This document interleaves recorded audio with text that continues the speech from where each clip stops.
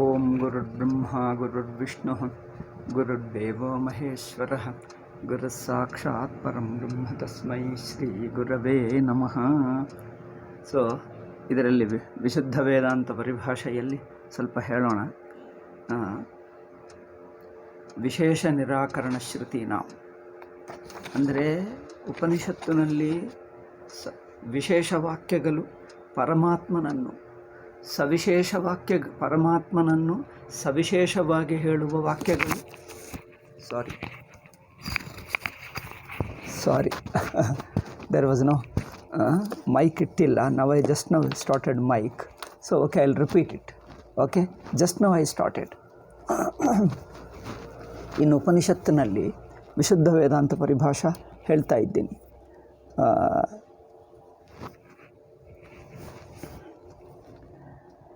ಉಪನಿಷತ್ತಿನಲ್ಲಿ ಸವಿಶೇಷವನ್ನು ಹೇಳುವ ವಾಕ್ಯಗಳಿವೆ. ಬ್ರಹ್ಮವನ್ನು ಸವಿಶೇಷವನ್ನು ಅಥವಾ ನಿರ್ವಿಶೇಷವನ್ನು. ಇದರಲ್ಲಿ ಯಾವುದು ಮುಖ್ಯ, ಯಾವುದು ಗೌಣ, ಇದು ಮುಖ್ಯ. ಅಂದರೆ ನಿರ್ವಿಶೇಷವನ್ನು, ಸರ್ವ ವಿಶೇಷಗಳನ್ನು ನಿಷೇಧ ಮಾಡಿ ನಿರ್ವಿಶೇಷವನ್ನು ಹೇಳುವುದೇ ಪ್ರಧಾನವಾ, ಅಥವಾ ಒಂದಾನೊಂದು ವಿಶೇಷ ಗುಣಗಳನ್ನು ಹೇಳುವ ವಾಕ್ಯಗಳೇ ಪ್ರಧಾನವಾ? ಇದು ಅನೇಕ ವಿಷಯಗಳನ್ನು ಅನೇಕ ಕೋಣಗಳಿಂದ ಹೇಳುತ್ತಾ ಬಂದಿದ್ದೇವೆ. ಇಲ್ಲಿ ಇನ್ನೊಂದು ಮಾತು ಭಾಷ್ಯಕಾರರು ಹೇಳ್ತಾರೆ. ಇಲ್ಲಿ ನೋಡಿ, ಯಾವುದು ತತ್ಪ್ರಧಾನ ಅತತ್ಪ್ರಧಾನ ಎಂದು ನೋಡಿ. ಇಲ್ಲಿ ಸರ್ವ ವಿಶೇಷಗಳನ್ನು ನಿಷೇಧ ಮಾಡುವ ವಾಕ್ಯಗಳು ತತ್ಪ್ರಧಾನ ಎಂದು ಹೇಳುತ್ತಾ ಇದೆ. ವಿಶೇಷ ನಿರಾಕರಣ ಶ್ರುತೀನಾಂ ಅನನ್ಯಾರ್ಥತ್ವ. ಸರ್ವ ವಿಶೇಷಗಳನ್ನು ನಿಷೇಧ. When the statements, those vakyas, those statements which negate all distinctions about Brahman, all distinctions, okay, Brahman free from any distinction, but absolute, distinctionless and absolute. ಯಾವ ವಿಶೇಷಗಳಿಲ್ಲದೆ ಪೂರ್ಣ ಬ್ರಹ್ಮವನ್ನು, ಅದ್ವಿತೀಯ, ಪೂರ್ಣ ಅಂದರೆ ಅದ್ವಿತೀಯವನ್ನು ಹೇಳುವ ವಾಕ್ಯಗಳು ಅನನ್ಯಾರ್ಥತ್ವ ಎಂದು he says. Ananya means they have no other purpose except revealing the truth about Brahman. ಪರಮಾತ್ಮನ ಸ್ವರೂಪವನ್ನೇ ಹೇಳುವುದು ಬಿಟ್ಟು ಬೇರೆ ಯಾವ ಪ್ರಯೋಜನವೂ ಇಲ್ಲ. ಪರಮಾತ್ಮ ಇರುವುದೇ ಹೀಗೆ. This is the nature of Paramatma, and this is what Paramatma is. Revealing the very nature of Paramatma, these statements have no other purpose. That means their whole sole intention is just to reveal the nature of Brahma. ಈ ವಾಕ್ಯಗಳ ಕೇವಲ ಪ್ರಯೋಜನ ಒಂದೇ ಒಂದು ಗುರಿ, ಪರಮಾತ್ಮ ಹೀಗಿದ್ದಾನೆ ಎಂದು ತಿಳಿಸುವುದು ಬಿಟ್ಟು ಬೇರೆ ಯಾವ ಕೆಲಸನೂ ಆ ವಾಕ್ಯಗಳಿಗಿಲ್ಲ. ಆದ್ದರಿಂದ ವಿಶೇಷ ನಿರಾಕರಣ ಶ್ರುತೀನಾಂ ಅನನ್ಯಾರ್ಥತ್ವಾತ್. ಅನ್ಯಾರ್ಥೋ ನಾಸ್ತಿ ಅಂದ್ರೇನು? ಇನ್ನೊಂದಿನ ಅರ್ಥ, ಇನ್ನೊಂದಿನ ಪ್ರಯೋಜನವಿಲ್ಲ. ಕೇವಲ ಪರಮಾತ್ಮನನ್ನು ತಿಳಿಸುವುದೇ ಈ ವಾಕ್ಯಗಳ ಪ್ರಯೋಜನ. ಯಾವ ವಾಕ್ಯಗಳಿಗೆ ಪರಮಾತ್ಮನು ಮಾತ್ರ ತಿಳಿಸುವುದು ಉದ್ದೇಶವೋ, ಗುರಿಯೋ, ಆ ವಾಕ್ಯಗಳನ್ನು ಆ ಅರ್ಥದಲ್ಲೇ ತಗೊಳ್ಳಬೇಕು. ಯಾವಾಗ ಪರಮಾತ್ಮನ ಸ್ವರೂಪವನ್ನು ತಿಳಿಸುವುದಲ್ಲ, ಇದೆಲ್ಲ ಹಿಂದೆ ಹೇಳ್ತಾ ಬಂದಿದ್ದೇವೆ. ಬಟ್ ಇನ್ನೇನೋ ಮಾಡುವುದಕ್ಕೆ ಪರಮಾತ್ಮನನ್ನು ಈ ತರಹ ಹೇಳ್ತಾ ಇದ್ದೀವಿ. ಪರಮಾತ್ಮನನ್ನು ಆ ತರಹ ಹೇಳ್ತಾ ಇದೆ, ಬಟ್ ಅದು ಪರಮಾತ್ಮನ ಸ್ವರೂಪವೇ ಹೇಳಬೇಕೆಂದು ಹೇಳ್ತಾ ಇಲ್ಲ. ಪರಮಾತ್ಮನನ್ನು ಒಂದು ತರಹ ಹೇಳ್ತೀವಿ, ಬಟ್ ಆ ತರಹ ಹೇಳಿ ಆ ತರಹ ಉಪಾಸನ ಮಾಡಿಕೋ ಎಂದು ಹೇಳ್ತೀವಿ. ಅದರಿಂದ ನಿಮಗೇನು ಒಂದು ಫಲ ಸಿಗ್ತದೆ ಅಲ್ಲವೇ? ಒಂದಾನೊಂದು ಫಲ ಸಿಗ್ತದೆ. ಅದೇ ಪರಮಾತ್ಮನ ಸ್ವರೂಪ ಎಂದು ಹೇಳ್ತಾ ಇಲ್ಲ. ಸೊ ಈ ಎರಡಕ್ಕೆ ವ್ಯತ್ಯಾಸ ಇದೆ. So there is a difference between these two kinds of statements. Some statements directly reveal the very nature of Brahman, and their sole purpose is, sole aim is just to reveal the nature of Brahman and nothing else. And the other statements are not revealing the nature of Brahman, but talking about Brahman, describing the Brahman in this way. presenting the Brahman in this way so that you can meditate upon him, so that you can pray to him, or you can serve him. You can serve him, pray to him, or meditate upon him and get some benefit of that meditation, prayer and worship. Worship, service, prayer, okay? Worship, prayer and meditation. You can meditate upon Paramatman who is in this manner, who is of this nature, okay?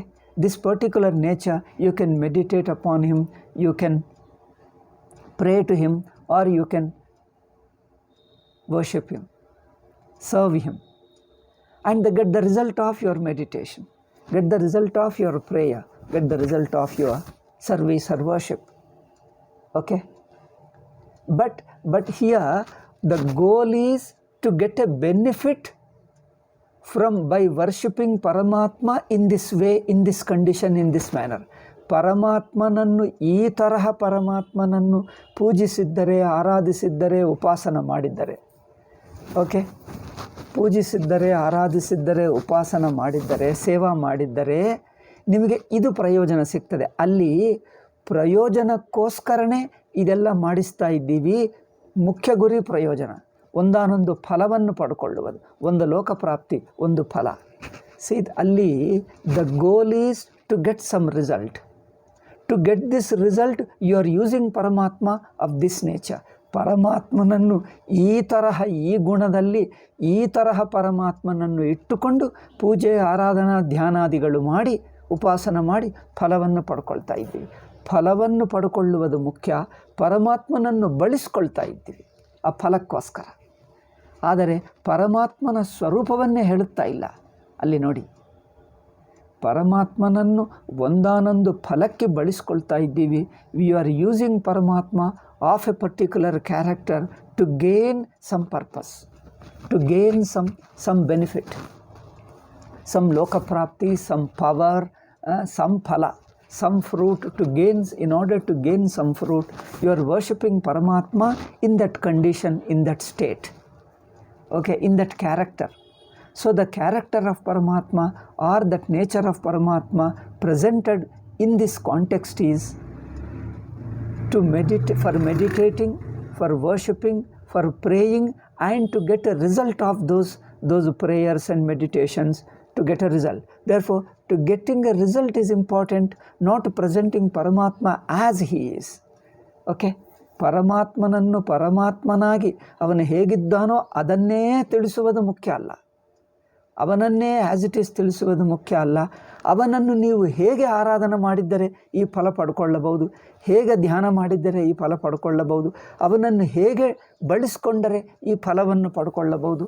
So ಇಲ್ಲಿ ಫಲವನ್ನು ಪಡ್ಕೊಳ್ಳುವುದಕ್ಕೆ ಪರಮಾತ್ಮನನ್ನು ಒಂದು ಬಗೆಯಾಗಿ ಬಳಸ್ಕೊಳ್ತಾ ಇದ್ದೀವಿ. Okay, ವಿಶೇಷ ನಿರಾಕರಣ ಶ್ರುತೀನಾಂ ಅನನ್ಯಾರ್ಥತ್ವಾತ್. Therefore ವಿಶೇಷ ನಿರಾಕರಣ, Paramatma's specific nature, a distinct nature, a distinguished nature of Paramatma, that means a certain special qualities. That Paramatma is not presented with any distinction here, any distinguished status, a distinguished quality. All distinctions, okay, all distinctions are negated here. No particular distinction, because every distinction achieves some purpose. Okay? In fact, the very idea of distinction is, it is meant for certain purpose because it is in certain character. A certain character does, in fact, that certainty of a character achieves a certain purpose. ಅಂದರೆ ಒಂದಾನೊಂದು ವಿಶೇಷ ಗುಣ ಇದ್ದರೆ ಒಂದು ವಿಶೇಷ ಸಂಬಂಧ, ವಿಶೇಷ ಕೆಲಸ, ವಿಶೇಷ ಫಲವನ್ನು ಉಂಟು ಮಾಡುವುದೇ ಆ ವಿಶೇಷ ಗುಣದ ಲಕ್ಷಣ. ವಿಶೇಷ ಗುಣ ಇದೆ ಅಂದರೆ ಅದರ ಪ್ರಯೋಜನವೇ ಒಂದಾನೊಂದು ವಿಶೇಷ ಫಲವನ್ನುಂಟು ಮಾಡುತ್ತದೆ. ಇಲ್ಲಿ ಪರಮಾತ್ಮನನ್ನು ಯಾವ ಪ್ರಯೋಜನ, ಯಾವ ಫಲಕ್ಕೋಸ್ಕರ ಹೇಳ್ತಾ ಇಲ್ಲ, ಆಲ್ ಗುಣಗಳನ್ನು ನಿಷೇಧ ಮಾಡ್ತಾ ಇದೆ. He is just this, he is like this, that's all. He is he, ಇವನು ಹೀಗೆ, ಇಷ್ಟೇ. ಸ್ವರೂಪವನ್ನೇ ಹೇಳ್ತಾ ಇದೆ. ನೀವು ಹೇಗೆ ಬಳಸಿಕೊಳ್ಳಬೇಕು ಎಂಬ ಒಂದು ವಿಶೇಷ ಕಾಂಟೆಕ್ಸ್ಟು, ವಿಶೇಷ ಸಂದರ್ಭ, ವಿಶೇಷ ಸಂಬಂಧ, ವಿಶೇಷ ಗುಣವನ್ನು ಹೇಳುತ್ತಾ ಇಲ್ಲ. ಓಕೆ, ಆದ್ದರಿಂದ ಅನನ್ಯಾರ್ಥತ್ವಾತ್ ಸ್ವರೂಪವನ್ನು ಹೇಳುವ ವಾಕ್ಯಗಳು ಆರ್ ಸ್ವತಂತ್ರ ವಾಕ್ಯಗಳು. ಸ್ವತಂತ್ರ ಅಂದ್ರೇನು? ಯಾವುದೇ ಬೇರೆ ಪ್ರಯೋಜನಕ್ಕಾಗಿ ಹೇಳುವ ವಾಕ್ಯಗಳಲ್ಲ, ಪರಮಾತ್ಮನನ್ನು ಪರಮಾತ್ಮನಾಗಿ ಹೇಳುವ ವಾಕ್ಯಗಳು. ದೀಸ್ ಸ್ಟೇಟ್ಮೆಂಟ್ಸ್ ಟೀಚ್ ಪರಮಾತ್ಮ as he is, not how he can be used for certain purpose. Okay, not using him for certain purpose, but just to say what he is. By knowing itself is the gain, that's all. Knowing his very nature is the purpose, and you have no other purpose except knowing him as he is. Just the knowing itself is the gain. That itself is a gain. Okay, the very knowing his nature is the result, is the goal, nothing else. Therefore ananyarthatvam, because after knowing Paramatma in his essential nature, no akanksha remains. Supposing we tell Paramatma is of so and so quality, then immediately you ask, okay, what will I gain with this? Okay, Paramatma is great. Paramatma is great. Paramatma is also having so much of powers. Okay, then what will I get it? Okay, Paramatma is great. Paramatma has so many qualities. Paramatmanಗೆ ಎಷ್ಟು ಗುಣ ಅಂದರೆ ಇನ್ನು ಪ್ರಶ್ನೆ ಹುಟ್ಟುತ್ತದೆ. But ಪರಮಾತ್ಮ ಅದ್ವಿತೀಯ ಎಂದು ತಿಳ್ಕೊಂಡರೆ ಪ್ರಶ್ನೆ ಹುಟ್ಟಲ್ಲ. ಏಕೆ? ನೀನು ಅದರಲ್ಲಿ ಮುಳುಗಿ ಹೋಗ್ತೀವಿ, ನೀನು ಜೀವನಾಗೇ ಉಳಿಯುವುದಿಲ್ಲ. ಆದ್ದರಿಂದ ಪ್ರಶ್ನಕ್ಕೆ ಅವಕಾಶವಿಲ್ಲ. ಇನ್ನೇನು ಮಾಡಬೇಕು, ಏನು ಪಡ್ಕೊಳ್ಳಬೇಕು, ಅವುಗಳಿಗೆ ಕರ್ಮಫಲ ಏನೂ ಉಳಿಯುವುದಿಲ್ಲ. ದೇರ್ ಫೋರ್ ಉತ್ಪತ್ಯ ನೆಕ್ಸ್ಟ್ ಪ್ರಶ್ನೆ ಪೂರ್ವಪಕ್ಷಿ ಕೇಳ್ತಾನೆ, ಉತ್ಪತ್ಯಾದಿ ಶ್ರುತೀನಾಮಪಿ ಸಮಾನಂ ಅನನ್ಯಾರ್ಥತ್ವಮಿತಿ ಚೇತ್. See, even those statements of Shruti which talk about the Srishti Sthiti Laya, God's nature, Paramatma's capacity, Paramatma's power, Paramatma having the power to create, sustain and dissolve the world. Okay, ಪರಮಾತ್ಮನಿಗೆ ಜಗತ್ತಿನ ಸೃಷ್ಟಿ ಮಾಡುವುದು, ಸ್ಥಿತಿ ಮಾಡುವುದು ಮತ್ತು ಲಯ ಮಾಡುವಂಥ ಶಕ್ತಿ, ಸಾಮರ್ಥ್ಯ, ಗುಣಗಳಿವೆ ಎಂದು ಹೇಳುವ ವಾಕ್ಯಗಳು ಪರಮಾತ್ಮನ ನಿಜ ಸ್ವರೂಪವನ್ನೇ ಹೇಳುತ್ತಾ ಇವೆ ಎಂದು ಏಕೆ ಹೇಳಬಾರದು? ಸರ್ವ ಗುಣಗಳನ್ನು ನಿಷೇಧ ಮಾಡುವ ವಾಕ್ಯಗಳೇ ಪರಮಾತ್ಮನ ಸ್ವರೂಪವನ್ನು ಹೇಳುತ್ತಾ ಇವೆ, ಅವುಗಳಿಗೆ ಬೇರೆ ಪ್ರಯೋಜನವಿಲ್ಲ ಎಂದು ನೀವು ಹೇಳಿದ್ದೀರಲ್ಲ. ಪರಮಾತ್ಮನ ಗುಣಗಳನ್ನು ಹೇಳುವ, ಶಕ್ತಿಗಳನ್ನು ಹೇಳುವ ವಾಕ್ಯಗಳು ಅಂದರೆ ಸೃಷ್ಟಿಸ್ಥಿತಿ ಲಯವನ್ನು ಮಾಡುತ್ತಾನೆ ಪರಮಾತ್ಮ ಎಂದು ಹೇಳುವ ಗುಣಗಳು ಪರಮಾತ್ಮನ ನಿಜ ಸ್ವರೂಪವನ್ನು ಹೇಳುತ್ತಾ ಇವೆ ಎಂದು ಏಕೆ ಹೇಳಬಾರದು? ಸಿ, ಪೂರ್ವಪಕ್ಷಿ says, shall I repeat this Purvapakshi? Purvapakshi says that when Paramatma presented as having certain powers, certain qualities, certain nature, such as capable of creating the world, and sustaining the world and dissolving it, protecting it and maintaining the order of the world and benefiting the jivas and blessing the jivas and giving their karma phala according to their karma. So all these qualities of Paramatma described here, presented here, why not we take this kind of Paramatma is stated, is described only to reveal his nature, not for any other purpose. Okay, the Srishti Sthiti described about Paramatma has no other purpose except to reveal his original nature, his real nature. Why don't you take it that way? This is what Sagunavadis, all non-Advaitans take. Paramatma having certain quality, certain power is his real nature. That is the nature of Paramatma Shruti is trying to reveal, and that is for its own purpose. It has no other purpose. It is its own purpose. Its own purpose means the very revealing is the goal. Very revealing that he is full of qualities, he is endowed with a lot of powers to create the world and sustain and then dissolve the world. That itself is the goal of the Shastra. Why don't you say that? So revealing Paramatma in particular quality is the goal of Shruti. He says no. ಸಿದ್ಧಾಂತಿ says no. ಸಿದ್ಧಾಂತಿ ಹೇಳ್ತಾನೆ ಅಲ್ಲ. ತಾಸಾಂ ಏಕತ್ವ ಪ್ರತಿಪಾದನ ಪರತ್ವಾತ್.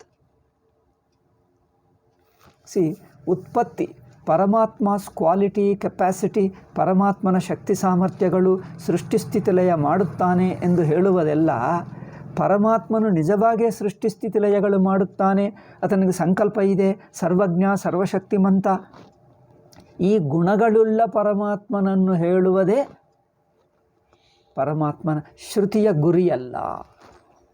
ಏಕೆ ಅಂದರೆ ಸೃಷ್ಟಿಸ್ತುತಿಯ ಗುರಿ ಪರಮಾತ್ಮನು ಏಕತ್ವ ಹೇಳುವುದಲ್ಲೇ ಇದೆ. ನೋಡಿ ಎಷ್ಟು ಒಳ್ಳೆಯ ಪಾಯಿಂಟ್ ಇದೆ. ಪರಮಾತ್ಮನಿಂದಲೇ ಜಗತ್ತು ಸೃಷ್ಟಿಸ್ಥಿತಿಲಯವಾಯಿತು ಅಂದರೆ ಇದೆಲ್ಲವೂ ಪರಮಾತ್ಮನೇ, ಪರಮಾತ್ಮ ಬಿಟ್ಟು ಬೇರೆ ಏನಿಲ್ಲ. ಅದ್ವಿತೀಯವನ್ನು ಹೇಳುವುದರಲ್ಲೇ ತಾತ್ಪರ್ಯವೇ ಹೊರತು ಪರಮಾತ್ಮ ಇದ್ದಾನೆ, ಜಗತ್ತಿದೆ, ಅವನು ಈ ಜಗತ್ತನ್ನು ಮಾಡ್ತಾನೆ ಇದು ಹೇಳುವುದರಲ್ಲ. ಪರಮಾತ್ಮ ಇದ್ದಾನೆ ಎಂದು, ಅವನು ಜಗತ್ತನ್ನು ಮಾಡುತ್ತಾನೆ ಎಂದು, ಜಗತ್ತನ್ನು ಮಾಡಿ ಜೀವರನ್ನಿಲ್ಲಿ ತಯಾರು ಮಾಡ್ತಾನೆಂದು, ಅವರಿಗೇನೋ ಕರ್ಮಫಲ ಕೊಡ್ತಾನೆಂದು ಇದಲ್ಲ. ಜಗತ್ತಿನ ಸೃಷ್ಟಿ ಹೇಳುವುದು ಜೀವನು ಜಗತ್ತನ್ನು ಒಂದೇ ಎಂದು ಅದ್ವಿತೀಯತ್ವವನ್ನು ಹೇಳುವುದರಲ್ಲೇ.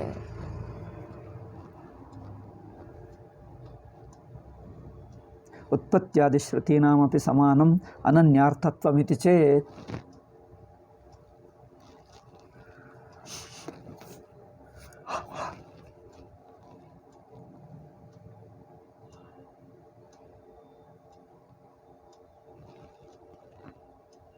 because utpatti ಎಲ್ಲೆಲ್ಲಿ, because you see the context, wherever the Upanishads are presenting Srishti, before the Srishti is presented it is talking of the nature of Brahman, then talks of the Srishti, then at the conclusion it doesn't say he is so capable, so great that he is creating, it doesn't say that. Therefore what he created is inseparable from him, there is no Srishti other than him. In the beginning, here you take for example Mundaka. First he says he negates all qualities. Adreshyam, Agrashyam. He negates all qualities and reveals the Brahman. Then he talks about the Srishti. Then at the end he says all Srishti is negated. Then ultimately Advaitam Brahma remains. So wherever the Srishti is talked about, before the Srishti and the conclusion of the Srishti, here he is talking of Nirguna Brahman alone. By negating all qualities, he is not teaching Paramatman endowed with various qualities. Okay? Power and Shakti, all that he is not teaching. This is what is important. Because Utpattyadi Shrutinam Ananyartatvat and no Tasam Ekatva Pratipadana Paratvat. the ಸೃಷ್ಟಿ ಮುಂತಾದ ವಾಕ್ಯಗಳು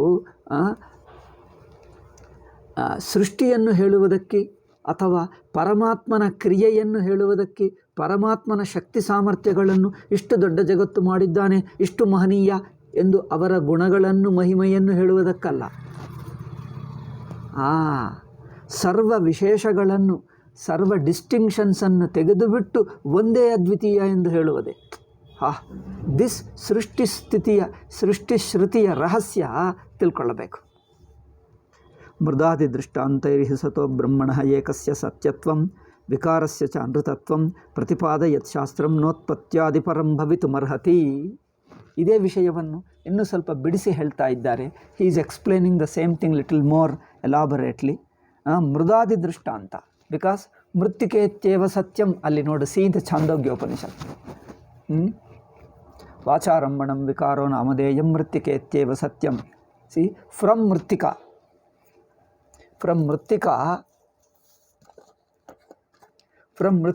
Chandogya-Upanishad, I am just taking out, it's very interesting. From the Mrittika, from the earth, the pot is born. 6th chapter. Sadeva Saumya Idamagra Asit, he says. Yena ekena mrutpindena sarvam mrinmayam vijñatam syat. First he says, by knowing the one mud, all the mrinmayam, all that is made of mud becomes known by knowing the mrittika alone. Okay? Yatha saumya ekena mrutpindena sarvayam mrinmayam vijñatam syat. Vacharambhanam vikaro namadeyam. All the pots, all the various forms of the earth, all the various shapes of the mud, various shapes are inseparable from the very mud, because the shapes themselves don't exist as independent of the earth, independent of mud, so they don't constitute a separate object. Various shapes of mud do not constitute separate objects independent of mud. They are only way of appearances. That means they have no way of appearance means what? They have no existence apart from mud. Mud itself is appearing in different forms. Therefore, they are only the appearances, they are only perceptions, not parallel existences. Existences parallel to mud. ಮಣ್ಣಿಗೆ ಸಮಾಂತರವಾಗಿರುವ ಇನ್ನೊಂದು ಪದಾರ್ಥಗಳಲ್ಲ. ಮಡಿಕೆ ಶರಾವ ಮುಂತಾದಗಳು ಮಣ್ಣಿಗಿಂತ ಸ್ವತಂತ್ರವಾದ ಇನ್ನೊಂದು ಪದಾರ್ಥವಲ್ಲ, ಮಣ್ಣಿನ ಸಮಾನ ಮಟ್ಟದಲ್ಲಿರುವ ಇನ್ನೊಂದು ವಸ್ತುಗಳಲ್ಲ. ಮಣ್ಣಿನ ತೋರಿಕೆಗಳು ಮಣ್ಣೇ ಹಾಗಾಗಿ ಅದದಾಗಿ ತೋರುತ್ತಾ ಇದೆ. ಮಣ್ಣೇ ತೋರುತ್ತಾ ಇದೆ. ಮಣ್ಣನ್ನೇ ನೀವು ಹಾಗಾಗಿ ಬಗೆಯಾಗಿ ನೋಡ್ತಾ ಇದ್ದೀವಿ ಅಷ್ಟೇ ಹೊರತು ಆ ತೋರಿಕೆಗಳೆಲ್ಲ ಮಣ್ಣಿಗೆ ಹೆಸರು, ಮಣ್ಣಿನ ಸ್ವರೂಪಗಳೇ, ಮಣ್ಣಿನ ಇರುವೆ ಹೊರತು ಅವುಗಳಿಗೇನು ಸ್ವತಂತ್ರವಾದ ಇರುವಿಕೆ ಇಲ್ಲ. ಇದು ಛಾಂದೋಗ್ಯದಲ್ಲಿ ಸ್ಪಷ್ಟವಾಗಿ ಹೇಳ್ತದೆ. ವಾಚಾರಂಭಣಂ ವಿಕಾರೋ ನಾಮಧೇಯಂ. ಏಕೆಂದರೆ ಆ ತೋರಿಕೆಗಳೇ ಮಣ್ಣಿನಲ್ಲಿ ತೋರುವ ಮಡಿಕೆ ಮುಂತಾದಗಳೆಲ್ಲ ತೋರಿಕೆಗಳೇ ಹೊರತು ಮಣ್ಣಿಗೆ ಇನ್ನೊಂದು ಹೆಸರಷ್ಟೇ. ಅದು ಹೆಸರು ಮಾತ್ರವೇ ಹೊರತು ಅಲ್ಲಿ ಏನಿಲ್ಲ. ಇರುವುದೊಂದೇ ಮಣ್ಣು ಬಿಟ್ಟು ಬೇರೆ ಇಲ್ಲ. ಆ ವಾಕ್ಯ ಎಷ್ಟು ಚೆನ್ನಾಗಿ ನೇರಾಗಿ ಹೇಳ್ತಾ ಇದೆ. ಸೌಮ್ಯ ಏಕೇನ ಮೃತ್ಪಿಂಡೇನ ಮೃಣ್ಮಯಂ ವಿಜ್ಞಾತಂ ಸ್ಯಾತ್. ವಾಚಾರಂಭಣಂ ವಿಕಾರೋ ನಾಮಧೇಯಂ ಮೃತ್ತಿಕೇತ್ಯೇವ ಸತ್ಯಂ. ವಾಚಾರಂಭಣಂ ವಿಕಾರ, ಆ ಅಪಿಯರೆನ್ಸಸ್, ಆ ತೋರಿಕೆಗಳೆಲ್ಲ ಸುಮ್ಮನೆ ತೋರಿಕೆಗಳೇ, ಸುಮ್ಮನೆ ಆಯಾ ಅನಿಸಿಕೆಗಳು ತೋರಿಕೆಗಳೇ ಹೊರತು ಇರುವುದು ಮೃತ್ತಿಕೇತ್ಯೇವ ಸತ್ಯಂ, ಮಣ್ಣೊಂದೇ ಸತ್ಯ. ಹಾಗೆಯೇ ಸದ್ರೂಪ ಬ್ರಹ್ಮ ಇತ್ತು ಜಗತ್ತಿಗಿಂತ ಮುಂಚೆ. ಎಲ್ಲ ಜಗತ್ತು ಪಂಚಭೂತಗಳು ಎಲ್ಲ ತೋರ್ಕೊಂಡಿವೆ ಆ ಸದ್ರೂಪ ಬ್ರಹ್ಮದಿಂದಲೇ. ಆದ್ದರಿಂದ ಸತ್ತನ್ನು ಬಿಟ್ಟು ತೋರಿಕೆಗಳು ಯಾವುದೂ ಇಲ್ಲ. ಆ ತೋರಿಕೆಗಳೆಲ್ಲ ವಾಚಾರಂಭಣಂ ವಿಕಾರೋ ನಾಮಧೇಯಂ. ಅದು ವಾಂಗ್ ಮಾತ್ರ. ವಾಂಗ್ ಅಂದರೆ ದೃಷ್ಟಿ. ಒಂದು ದೃಷ್ಟಿಯಿಂದ ತೋರುವ ಬಗೆ ರೂಪಗಳು ಅದು ಆ ಸದ್ರೂಪ ಬ್ರಹ್ಮದ ತೋರಿಕೆಗಳೇ ಹೊರತು ಸತ್ತನ್ನು ಬಿಟ್ಟು ಸ್ವತಂತ್ರವಾದ ಇನ್ನೊಂದು ಇರುವಿಕೆ ಅಲ್ಲ. Independent of the existence, they have no existence at all. Independent of Brahman, they have no existence. They are all included in the existence of Brahman. Therefore, they are the Brahman alone. Only you are seeing them different. Even the different seeing is also included in the existence. They are not outside the existence of Brahman. Know that. Appearance is not addition to existence. ತೋರಿಕೆ ಎಂಬುದು ಇರುವಿಕೆಗೆ ಅತಿರಿಕ್ತವಲ್ಲ. This is important point. ತೋರಿಕೆ ಎಂಬುದು ಇರುವಿಕೆಗೆ ಅತಿರಿಕ್ತ ಅಲ್ಲ. ಈ ಇರುವಿಕೆಯಲ್ಲಿ ಇರುವಿಕೆ ಒಳಗೇ ತೋರಿಕೆಯೆಲ್ಲ ಇರುವಿಕೆಯಲ್ಲಿ ಅಡಕವಾಗಿದೆ. ತೋರಿಕೆಯೆಲ್ಲ ಇರವಿನಲ್ಲಿ ಅಡಕವಾಗಿದೆ. ಇರವು plus ತೋರಿಕೆ ಎಂದು ಇರವಿನಿಂದ ತೋರಿಕೆ ಹುಟ್ಟಿತು ಅಂದರೆ ಇರವುಗಿಂತ ಅತಿರಿಕ್ತವಾಗಿದೆ ಎಂದು ಅರ್ಥ ಅಲ್ಲ. ಅದು ನೋಡಿ, ಅದು ಪ್ರಕ್ರಿಯೆ, ಅದು ಚೆನ್ನಾಗಿ ಅರ್ಥ ಮಾಡಿಕೊಳ್ಳಬಹುದು. ಇರವುಗಿಂತ ಅತಿರಿಕ್ತವಲ್ಲ. Appearances, the perception of the existence, when we say, we don't mean that the appearance or perception is additional to existence. The appearances are not additional to existence. All appearances are included in the existence. This is most important to watch it. ಇದು ತುಂಬ ಅತಿ ಮುಖ್ಯವಾದ ವಿಷಯ, ಬಹಳ ಮುಖ್ಯ. ಇದೇ ಅದ್ವೈತವನ್ನು ಸಿದ್ಧಪಡಿಸುತ್ತದೆ. ತೋರಿಕೆಗಳು ಇರುವಿಕೆಗೂ ಅತಿರಿಕ್ತವಲ್ಲ. ತೋರುವುದೆಲ್ಲ ಇರುವಿಕೆಯಲ್ಲಿ ಅಡಕವಾಗಿದೆ. ಇರುವಿಕೆ ಹಾಗೆ ತೋರುತ್ತಾ ಇದೆ. ತೋರಿಕೆಯೆಲ್ಲ ಇರುವಿಕೆಯಲ್ಲೇ ಇದೆ. ಇರುವಿಕೆಗಿಂತ ಅತಿರಿಕ್ತ ಅಲ್ಲ. ತೋರಿಕೆಯೂ ಇರುವಿನಲ್ಲೇ ಸೇರಿಕೊಂಡಿದೆ. ಇರುವಿಗಿಂತ ಅತಿರಿಕ್ತ ಅಲ್ಲ. the appearance is not an addition to existence. It is included in the existence alone. Once you say Chaitanyam, all appearances are included in the consciousness. ತೋರಿಕೆಗಳೆಲ್ಲ ಅರಿವಿನಲ್ಲಿ ಅಡಕವಾಗಿವೆ. ಅರಿವು ಮತ್ತು ತೋರಿಕೆ ಎರಡಲ್ಲ. ಹಗ್ಗ ಮತ್ತು ಹಾವು ಅಲ್ಲ. ಹಾವೆಂಬುದೆಲ್ಲ ಹಗ್ಗದ ಇರುವಿನಲ್ಲಿ ಸೇರಿಕೊಂಡು ಬಿಟ್ಟಿದೆ. ಹಾವೆಂಬುದು ಹಗ್ಗಕ್ಕಿಂತ ಅತಿರಿಕ್ತವಲ್ಲ. ಹಾವಂದರೆ ಬೇರೆ, ಹಗ್ಗ ಬೇರೆ ಅಂದ್ಕೊಳ್ತಾರೆ. ಬೇರೆ ಎಂದು ನಿಮ್ಮ ಅನಿಸಿಕೆ. ಹಾವೆಂಬುದು ಹಗ್ಗದ ಇರವಿನಲ್ಲಿ ಅಡಕವಾಗಿದೆ. ಹಗ್ಗದ ಇರುವುಕ್ಕಿಂತ ಹಾವೆಂಬುದು ಬಿಡಿಯಾಗಿಲ್ಲ. ನೀವು ಹಾವಾಗಿ ತೋರುವುದೆಲ್ಲ ಹಗ್ಗದ ತೋರಿಕೆನೆ, ಹಗ್ಗದ ಇರವೇ. ಹಗ್ಗದ ಇರುವಿನಲ್ಲೇ ಎಲ್ಲವೂ ಅಡಕವಾಗಿದೆ. ಹೀಗೆ the whole Jagat appearance of the world is included in the existence.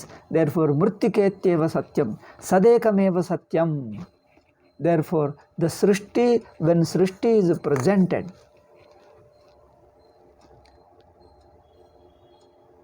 srishti is presented in Chandogya Upanishad.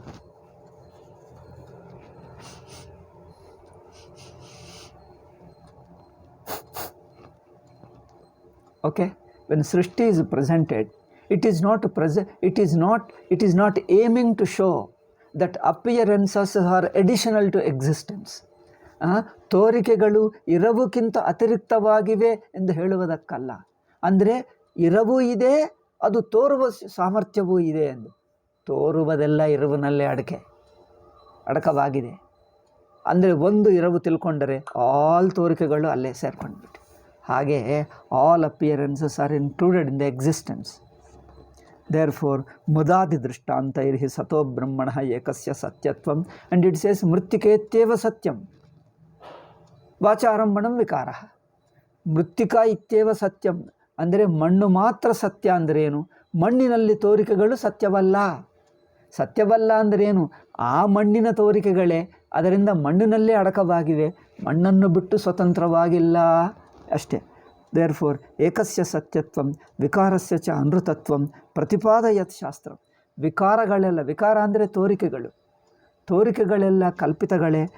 ನ ಉತ್ಪತ್ತಿಯಾದಿ ಪರಂ ಭವಿತುಮರ್ಹತಿ. ದೇರ್ಫೋರ್ ಹೀಗೆ ಹೇಳಿದ್ದಾಗ ಸೃಷ್ಟಿಯನ್ನು ಸೃಷ್ಟಿಗೋಸ್ಕರನೇ ಹೇಳುತ್ತಾ ಇದೆ. ಪರಮಾತ್ಮನ ಸೃಷ್ಟಿ ಮಾಡಿದ್ದಾನೆ, ಅವರಿಗೆ ಸಂಕಲ್ಪ ಇದೆ, ಶಕ್ತಿ ಇದೆ, ಜ್ಞಾನ ಇದೆ.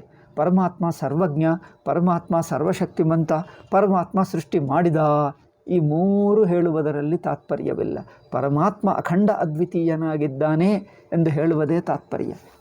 He is non-dual consciousness. Nothing is existing apart from him. Only to reveal this alone is the goal of even the Srishti. The Srishti Shruti also has no purpose except revealing the Brahman as non-dual. It's not showing something additional to Brahman and Paramatma's qualities and powers and all. Nothing. Okay? Kasmat punah utpatyadi shrutinam vishesha nirakarana shruti sheshatvam. Why is asking the question why? Why do you take the Srishti Shrutis as negating all distinctions and identifying the non-duality? Identifying the non-duality and negating all distinctions. Why do you take it? Why not we take that Srishti Shruti is revealing the distinction of Paramatma, Paramatma's special quality. Paramatma, this is the unique nature of Paramatma that he alone can create and nobody else can create. Paramatma's special quality, special power. Isn't it revealing the special power of Paramatma? No. Vishesha nirakarana shrutinam nirakangshartatvat.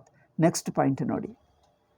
See, when all the distinctions are negated, see, the negation of all distinction is meant for a best purpose, because it dissolves all our anticipations, all our questions.